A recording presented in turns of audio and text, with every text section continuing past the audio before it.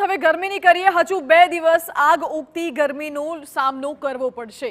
આજે અને આવતીકાલે 20 જિલ્લામાં ઓરેન્જ એલર્ટ આપવામાં આવ્યું છે। 43 થી 45 ડિગ્રી વચ્ચે તાપમાનનો પારો રહી શકે છે, તો સૌરાષ્ટ્રથી લઈ મધ્ય ગુજરાતના જિલ્લાઓમાં ઓરેન્જ એલર્ટ આપવામાં આવ્યું છે। જ્યારે ઉત્તર ગુજરાતના તમામ જિલ્લાઓમાં પણ ગરમીનું ઓરેન્જ એલર્ટ અપાયું છે। આ તરફ અમદાવાદ અને ગાંધીનગરમાં પણ ઓરેન્જ એલર્ટ આપવામાં આવ્યું છે।